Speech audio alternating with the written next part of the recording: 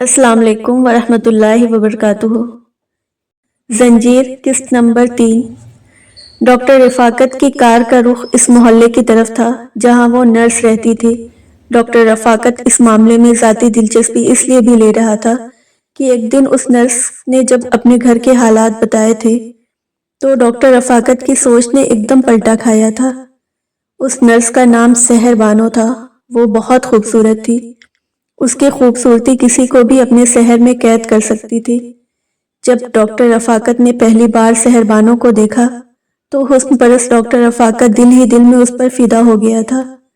سحر بانو نے بتایا کہ اس کا باپ نشہ کرتا ہے، وہ اس کی ماں کو مارتا ہے، اور جب وہ اپنے باپ کو پیسے نہیں دیتی تو اس کا باپ اسے بھی مارنے سے گریز نہیں کرتا۔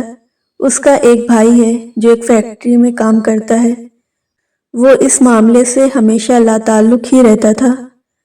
سحر بانو کے باپ نے ایک دو بار کوشش کی تھی کہ وہ سحر بانو کی شادی کر دے، اور جو رشتے وہ اپنے گھر لے آتا تھا وہ اچھے لوگ نہیں تھے۔ سحر بانو کے باپ کو پیسے سے مطلب تھا۔ وہ اپنی بیٹی کی شادی کر کے اپنی جیب گرم کرنے کے چکر میں تھا۔ اس کی ماں اسے کئی بار کہہ چکی تھی کہ وہ شہر چھوڑ کر کسی اور جگہ چلی جائے اور وہاں نوکری کر لے۔ جب تک اس گھر میں رہے گی اس کے لیے جہنم میں رہنے کے مترادف ہوگا۔ ڈاکٹر رفاقت کی بیوی اور بچے تھے۔ اس کی بیوی بھی ڈاکٹر تھی۔ جب اس نے سحر سے اس کے حالات جانے تو ایک دم اس کے دل میں خیال آیا کیوں نہ وہ سحر بانو سے شادی کر لے۔ دونوں کی عمر میں بہت فرق تھا۔ سحر بانو کی عمر اس کی بڑی بیٹی جتنی تھی، لیکن سحر بانو کی خوبصورتی ایسی نہیں تھی کہ وہ اسے نظر انداز کر سکتا۔ ایک طرح سے اس نے یہ فیصلہ کر لیا تھا کہ وہ سحر بانو سے شادی کرے گا۔ اس کا بہترین حل یہ تھا کہ وہ سحر بانو کو اس گھر سے کسی طرح سے نکال کر کہیں اور لے جاتا۔ ممتاز بیگم کے پاس نرس کے طور پر سحر بانو کو رکھنے کا خیال آتے ہی ڈاکٹر رفاقت نے سوچا کہ وہ اس طرح اس کے اور بھی قریب ہو جائے گا۔ ڈاکٹر رفاقت اسے اس ماحول سے نکال کر اپنے کلاس کے لوگوں میں شامل کر کے اس کا رہن سہن بھی تغییر میں لانا چاہتا تھا تاکہ وہ اس کی بیوی بن کر اس کے گھر آئے تو وہ اس ماحول سے مکمل طور پر آشنا ہو۔ سحر بانو کی زندگی تو تنگ گلیوں والے ایک محلے میں گزر رہی تھی۔ اس سے کیا پتا تھا کہ اونچی سوسائٹی کے لوگ کیسے زندگی گزارتے ہیں، اس لیے ضروری تھا کہ سحر بانو کو وہ ماحول دیا جاتا، اور ڈاکٹر رفاقت اسے ماحول دے رہا تھا۔ کار جب سحر بانو کے محلے میں پہنچی تو بادل ناخواستہ ڈاکٹر رفاقت پیدل گلیاں عبور کرتا ہوا لوگوں سے پوچھتا ہوا ایک مکان کے پاس پہنچا اور اس نے دروازہ بجایا۔ کچھ دیر کے بعد دروازہ رفاقت کو دیکھتے ہی بولی، جی میرا نام ڈاکٹر رفاقت ہے اور سحر بانو میرے اسپتال میں کام کرتی ہیں، مجھے ان سے ملنا ہے۔ آپ ڈاکٹر رفاقت ہیں؟ مجھے سحر نے بتایا تھا آپ کے بارے میں، آپ اندر آ جائیں، میں سحر کو بلاتی ہوں۔ سحر کی ماں کے اندر بے چینی دوڑ گئی۔ ڈاکٹر رفاقت اندر چلا گیا۔ سحر بانو بھی کمرے سے باہر نکل آئی تھی۔ سحر بانو ایک کرسی اٹھا لائی۔ ڈاکٹر رفاقت کی حریص نگاہیں سحر بانو کے چہرے پر مرکوز تھیں۔ یہ ذرا جلدی ہے، میں تمہیں یہ بتانے کے لیے آیا ہوں کہ میرے ایک دوست ہیں، ان کی بیوی ممتاز بیگم بیمار ہے اور وہ اسپتال میں رہنا نہیں چاہتی ہیں، تم کو چند دن ان کے پاس ان کی دیکھ بھال کے لیے رہنا ہوگا۔ ڈاکٹر رفاقت مطلب کی بات کی طرف بڑھا۔ سحر بانو کی ماں یہ سنتے ہی بولی، صاحب یہ تو آپ کا ہم پر احسان ہے، ابھی کچھ دیر پہلے ہی جوان بیٹی کو اس کا باپ پیٹ کر باہر نکلا ہے، آپ اسے چند دنوں کے لیے نہیں ہمیشہ کے لیے اس جہنم سے لے جائیں۔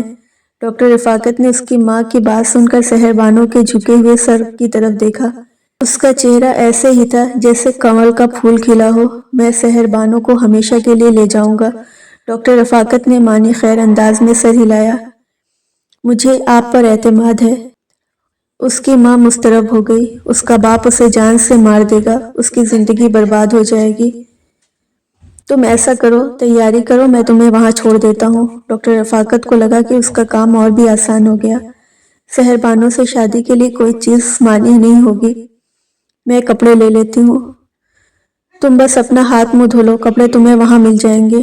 ڈاکٹر رفاقت جلدی سے بولا، اس کام کے تمہیں اچھے پیسے بھی ملیں گے، تم جہاں جا رہی ہو ان کے ساتھ میرا 25 سال کا تعلق، ہم نے آپ کے تعلق کو دیکھنا ہے ڈاکٹر صاحب، سحر بانو کی ماں نے کہا۔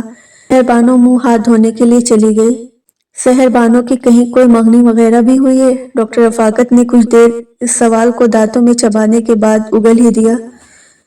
اس کے باپ کی وجہ سے ہمارے رشتہ دار ہم سے نہیں ملتے۔ کوئی غیر اس دہلیز پر کیا قدم رکھے گا؟ اور اس کا باپ جو رشتے کے لیے لے آتا تھا وہ بس کیا بتاؤں۔ سحر کی ماں نے آ بھری۔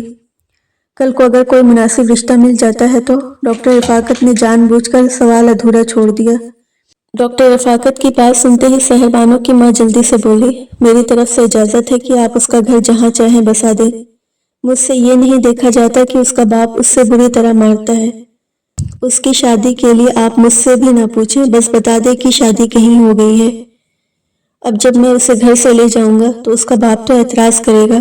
ڈاکٹر رفاقت نے پوچھا، اس سے پیسے چاہیے؟ وہ جاتے ہوئے کہہ گیا ہے کہ اس کی طرف سے سحر بانو جہنم میں رہے، اسے پیسے چاہیے۔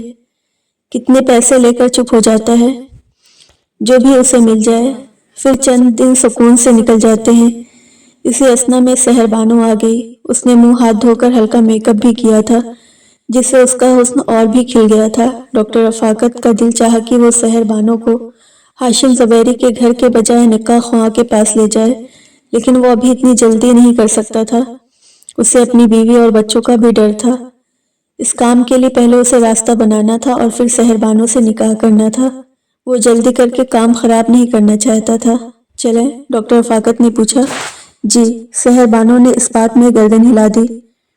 جو ہی ڈاکٹر رفاقت گھوما، عین اسی وقت سحر بانو کا باپ گھر میں داخل ہو گیا۔ سحر بانو کے باپ کا نام فضل تھا۔ اس نے ڈاکٹر رفاقت کی طرف گھور کر دیکھا اور بولا، کیا بات ہے؟ میرا نام ڈاکٹر رفاقت ہے، میں سحر بانو کو اپنے ساتھ لے جا رہا ہوں۔ اس کی 24 گھنٹے کی ڈیوٹی شروع ہو رہی ہے، اب یہ میرے پاس ہی رہے گی۔ ڈاکٹر رفاقت نے کہا، کام 24 گھنٹے کا ہو جائے گا، یہ تنخواہ بھی بڑھے گی کہ 8 گھنٹے ہی رہے گی؟ فضل کا لہجہ تلخ تھا۔ اس کی تنخواہ بھی بڑھ گئی ہے، ڈاکٹر رفاقت نے اطمینان سے جواب دیا۔ کتنی؟ فضل کی آنکھوں میں چمک ابھر آئی اور اس نے جلدی سے ڈاکٹر کی طرف دیکھا۔ ڈاکٹر رفاقت نے فضل کے کندھے پر ہاتھ رکھا اور اسے ایک طرف لے جا کر دھیمے لہجے میں بولا، آپ کو یہ سوچنے کی ضرورت نہیں ہے، اس گھر میں آپ سکون سے رہیں اور سحر بانو کو بھی سکون سے کام کرنے دے۔ ہر مہینے آپ کو الگ خرچہ مل جایا کرے گا۔ کتنا خرچہ مل جایا کرے گا؟ فضل یہ سنتے ہی خوشی سے چہکا۔ پہلے آپ یہ وعدہ کریں کہ آپ گھر میں کوئی ہنگامہ نہیں کریں گے اور کسی معاملے میں کوئی ٹانگ نہیں اڑائیں گے۔ ڈاکٹر رفاقت نے لگے ہاتھ اپنا راستہ مزید صاف کرنا شروع کر دیا۔ فضل نے جلدی سے کہا، مجھے کیا ضرورت ہے؟ میں ایسا کیوں کروں گا؟ مجھے خرچہ کیا ملے گا؟ ڈاکٹر رفاقت نے 1000 کے 3 نوٹ نکال کر اس کے ہاتھ میں دیے۔ فضل کو تو ایسے لگا جیسے کوئی خزانہ مل گیا ہو۔ وہ خوشی سے پھولے نہیں سما رہا تھا۔ اس کی پھٹی ہوئی آنکھیں اس کے نوٹوں کو دیکھے جا رہی تھی۔ نوٹ اس کے ہاتھ میں کیا آئے، وہ سب کچھ بھول گیا۔ یہ میرے نوٹ ہیں؟ فضل کا لہجہ شائستہ ہو گیا تھا۔ ہاں، وہ آئندہ تم اپنے گھر والوں سے کچھ نہیں مانگو گے، اتنا خرچہ ہر ماہ تمہیں مل جایا کرے گا۔ کہاں ملا کرے گا؟ فضل نے پوچھا۔ اسی جگہ، تمہارے گھر میں، لیکن تم کبھی کسی معاملے میں نہیں بولو گے۔ میں کچھ بھی کروں، کچھ بھی کہوں، تم میری بات کے مخالفت نہیں کرو گے۔ ڈاکٹر رفاقت نے اسے مزید اپنی مٹھی میں کرنا چاہا۔ پیسے کی تم پرواہ نہ کرنا۔ ڈاکٹر صاحب، میں کیوں بولوں گا؟ آپ تو میرے مائی باپ بن گئے ہو۔ فضل کو کیا چاہیے تھا؟ میں سحر بانو کو اسپتال لے جا رہا ہوں، ڈاکٹر رفاقت نے کہا، اور فضل ایک دم ایک طرف ہو گیا۔ وہ ابھی تک نوٹوں کو دیکھ رہا تھا۔ ڈاکٹر رفاقت نے سحر بانو کو اشارہ کیا اور اسے لے کر گھر سے باہر نکل گیا۔ ڈاکٹر رفاقت دل ہی دل میں بہت خوش تھا کہ اس نے پیسوں کی تپش سے اپنا راستہ مزید صاف اور سہل کر لیا تھا۔ ویڈیو اچھی لگے تو لائک کریں، شیئر کریں۔ ملتے ہیں نیکسٹ ویڈیو میں، اپنا خیال رکھیے گا، تب تک کے لیے اللہ حافظ۔